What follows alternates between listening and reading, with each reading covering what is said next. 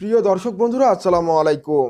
বরাবরের মতো আপনাদের সামনে উপস্থিত হয়েছি স্বামী স্ত্রীর মিল মহব্বত সৃষ্টি করার খুবই পরীক্ষিত একটি তদবির নিয়ে। এই তদবিরটি শুরু করার আগে আপনাদেরকে আমি একটি বিষয় জানিয়ে রাখি। একটি সম্পর্কের ভিতরে যদি দ্বিতীয় ব্যক্তি প্রবেশ না করে, তাহলে কিন্তু কখনোই সেই সম্পর্কটা ফাটল লাগবে না বা ফাটল ধরবে না। তো এক্ষেত্রে আপনাদেরকে আমি সংক্ষিপ্ত ছোট্ট একটি উদাহরণের মাধ্যমে বিষয়টা বুঝিয়ে দিচ্ছি। আপনি যদি স্ক্রিনের মধ্যে লক্ষ্য করেন, তো আপনারা এখানে দেখতে পারবেন যে এখানে দুইটা পাখি বসে আছে এবং সেখানে দ্বিতীয় ব্যক্তি প্রবেশ করেছিল এবং ওই দুইজনার ভালোবাসা সঠিক ছিল বিধায় এইখানে দ্বিতীয় ব্যক্তি প্রবেশ করতে পারে নাই। তো এই বিষয়টা যদি পাখি হয়ে বুঝতে পারে, তাহলে আমরা সাধারণ মানুষরা কেন বুঝতে পারি না? তো সেজন্য আমাদেরকে সঠিক পদক্ষেপ নিতে হবে, যাতে স্বামী স্ত্রীর বা প্রেমিক প্রেমিকার মিল মহব্বত ভালোবাসাটা যেন গভীর থাকে, প্রখর থাকে এবং সেই দুই ব্যক্তি যাতে সঠিক থাকে। বন্ধুরা, ইতিমধ্যে অনেকে কমেন্ট করেছেন যে স্বামী স্ত্রীর মধ্যে দিন দিন ভালোবাসা কমে যাচ্ছে বা একে অপরের সাথে দূরত্ব বেড়ে যাচ্ছে। এমত অবস্থায় তাদের করণীয় কি? তো তার ভিত্তিতে আজকের এই ভিডিওটি আমি আপনাদের জন্য নির্মাণ করতেছি। তো বন্ধুরা, আজকের এই তদবিরটি খুবই পরীক্ষিত এবং আপনি নিজেও এই তদবিরের প্রয়োগ করতে পারবেন। সেজন্য আপনাকে কি করতে হবে, আপনার করণীয় কি? তো আপনার করণীয় হলো আপনাকে ভোজপত্র সংগ্রহ করতে হবে। কাইন্ডলি আমাদের ভোজপত্র তেমন একটা দেখা যাচ্ছে না বা বাজারে কিনতে গেলেও পাওয়া যাচ্ছে না, তাহলে আমরা কি করব? আমরা কি এই তাবিজে প্রয়োগ করতে পারবো না? অবশ্যই পারবেন। তাহলে কিভাবে? সেটা হলো যে আমাদের হাতের কাছেই রয়েছে সাদা কাগজ, পবিত্র সাদা কাগজ আপনাকে নিতে হবে। নেওয়ার পর সেটাকে টুকরো করে কেটে নিতে হবে। আপনি যতটুকু পরিমাপে এই তাবিজটি লিখতে পারবেন, ঠিক ততটুকু পরিমাপে আপনি কাগজটি কেটে নেবেন। কেটে নেওয়ার পর আপনাকে যে কাজটি করতে হবে, সেই সাদা কাগজের উপর আপনি লাল পেন দিয়ে হোক অথবা জাফরান মেশক, তবে উত্তম এটাই যে জাফরান মেশকো কালি দ্বারা লেখা। যেহেতু আমাদের জাফরান মেশকো কালি নেই, তাহলে আমরা কি করব? তাহলে আমরা লাল কলম দিয়ে এই তাবিজটি লিখব। তাহলে তাবিজটা কি?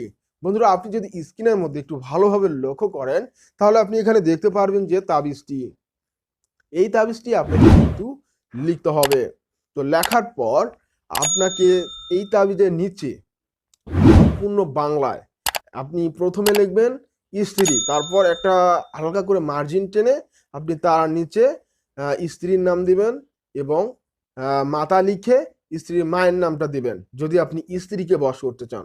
তারপর আপনার হচ্ছে ডাইন সাইডে আপনি স্বামী লিখে আপনার নামটা দিবেন এবং আপনার পিতা লিখে আপনার পিতার নামটা বসিয়ে দিবেন। এই হলো সহজ একটি মাধ্যম।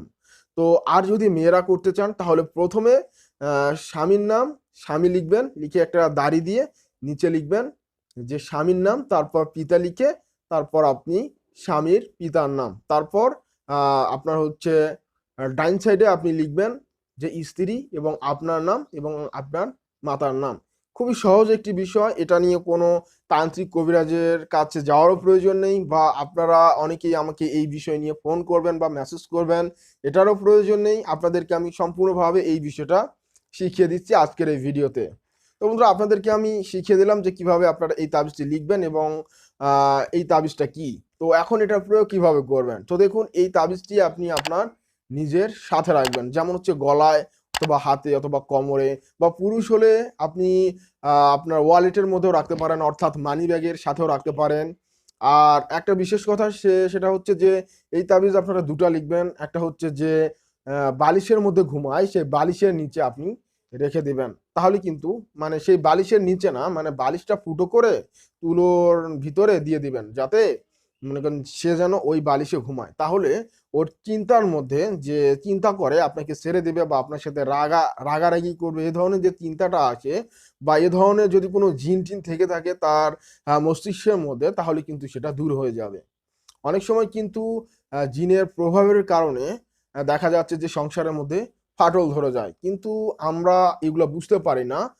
অনেক সময় আমরা এটাকে পরকীয়াও ধরে নেই বা আমরা অনেক কিছুই ধরে নেই আর কি। তো এতে কিন্তু আমাদের ভুল হচ্ছে। আগে আমাদেরকে সঠিক দিকটা বুঝতে হবে, আমাদেরকে জানতে হবে যে কি সমস্যাটা কোথায়, সেটা কম সময়ের মধ্যে বের করে আমাদেরকে তাৎক্ষণিক ব্যবস্থা নিতে হবে। তা না হলে একটা গাছ যখন মরে যাবে, সেই মরা গাছের নিচে শতই জল ঢালো, সেই মরা গাছটা কিন্তু জীবিত হবে না। কি করতে হবে, সেই মরা গাছটাকে উকড়ে ফেলে সেই গাছের স্থানে আপনাকে করতে হবে কি, একটা বীজ রোপণ করতে হবে। তারপর সেই বীজ থেকে চারা হবে, চারার পর সেই গাছটা মানে শাখায় প্রশাখায় ভরপুর হবে এবং তারপরে ফুল উঠবে, ফল হবে, সেই ফল আপনারা খেতে পারবেন। ব্যাপারটা তো এমনই, আশা করি আপনারা বুঝতে পারছেন। আর বিশেষ করে অনেকেই অনলাইনের মধ্যে প্রতারিত হচ্ছেন। তো আপনাদেরকে রিকোয়েস্ট করব যে আপনারা এ ধরনের প্রতারণার চক্র থেকে দূরে থাকবেন। কেননা আসলে অনলাইনের মধ্যে দিন দিন প্রতারণার চক্র বেড়েই যাচ্ছে, কবিরাজের সংখ্যা দিনে দিনে বৃদ্ধি পাচ্ছে। আমি নিজেও বুঝে উঠতে পারি না যে এত কবিরাজ কোথা থেকে আসে বা কিভাবে সৃষ্টি হয়, বা ওদের কি আজও অস্তিত্ব রয়েছে নাকি নেই। তো বন্ধুরা, আপনারা যারা প্রতারিত হয়েছেন বা এ ধরনের সমস্যার সম্মুখীন হয়েছেন, তারা অবশ্যই কমেন্ট করে জানাবেন। আপনার কমেন্টের মাধ্যমে হয়তো আগামীতে অন্য একজন সতর্ক হতে পারে। তো সেটা মাথায় রেখে আপনারা একটা কমেন্ট করে দিবেন।